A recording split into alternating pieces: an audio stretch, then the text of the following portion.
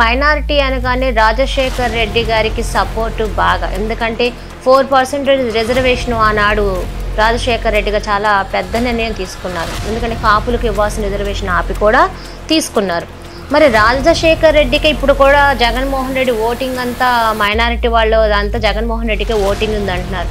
మరి ఆ విషయం మీకు తెలుసా? మరి ఈ రోజు మీరు మైనారిటీ కదా, మీకు ఆ విషయం తెలుసా? తెలుసు మేడం. ఎందుకంటే రాజశేఖర్ రెడ్డి గారు కూడా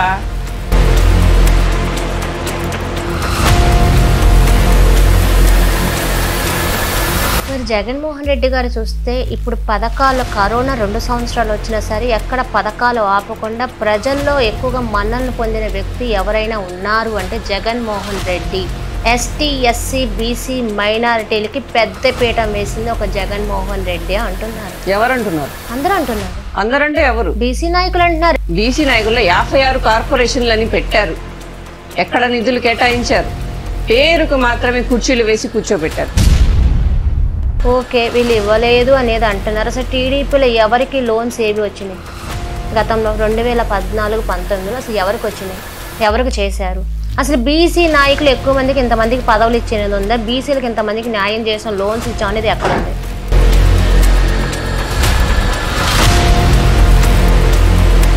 2014-19లో అసలు టీడీపీ ప్రజలకు ఏం న్యాయం చేసింది?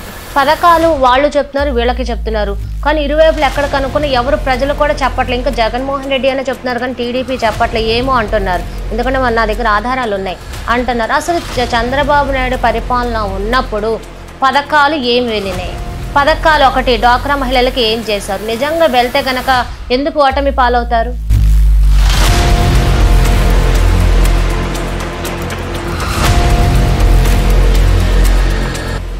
మహిళలంటే గౌరవం లేని పార్టీ వైసీపీ పార్టీ.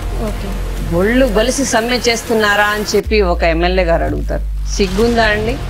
మహిళల్ని కించపరిచే విధంగా ఈ విధంగా మాట్లాడతారా? అంబేద్కర్ గారు రాజ్యాంగంలో ఉంటున్నామా, రాజారెడ్డి రాజ్యాంగంలో ఉంటున్నామా? మరి ఇవన్నీ మీరు మాట్లాడుతున్నారు కదా, మరి ప్రజల్లో ఏమనుకుంటున్నారు? మరి ప్రజల్లో జగన్మోహన్ రెడ్డికి ప్లస్ ఎందుకు వస్తుంది, బాగుందని పరిపాలన? నిజంగా చెప్తున్నానండి. మరి ఈ రోజున జగన్మోహన్ రెడ్డి దాడులు చేస్తా అంటారు. అదే దాడి ఈ రోజున కొంతమంది నాయకులు అంటారు.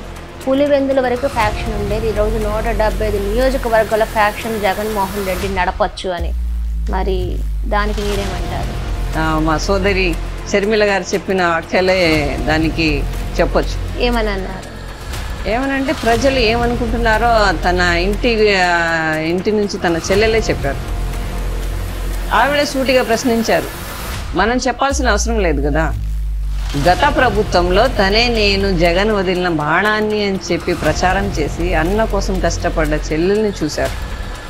అదే చెల్లెలు ఈరోజు రాజధాని ఎక్కడుంది అన్నయ్య అని చెప్పి ప్రశ్నించే స్టేజ్కి వచ్చిందంటే మనం అర్థం చేసుకోవాలి. ఈరోజు మనకు రాజధాని ఏది అంటే ఏదో మనకే అర్థం కాని పరిస్థితి.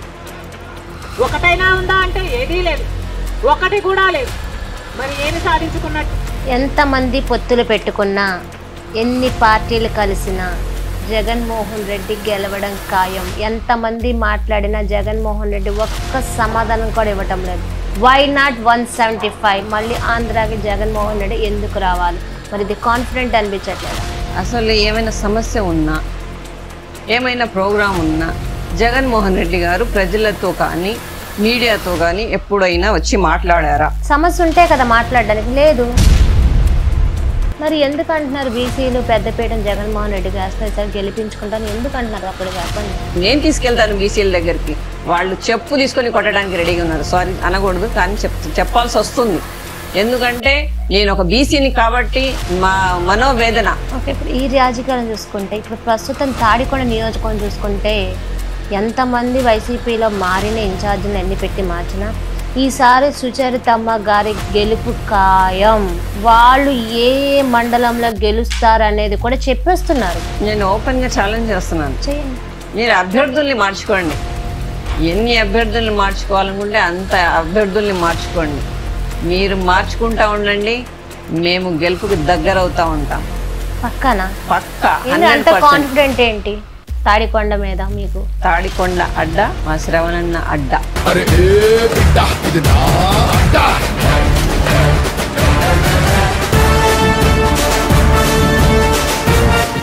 అయితే స్టిల్ ఇప్పుడు ఏంటంటే తాడికొండ అయితే మళ్ళీ టీడీపీ వస్తుందంటున్నారు. ఇప్పుడు ప్రస్తుత రాజకీయాలు చూసుకుంటే రోజు రోజుకి హాట్ టాపిక్గా అయింది.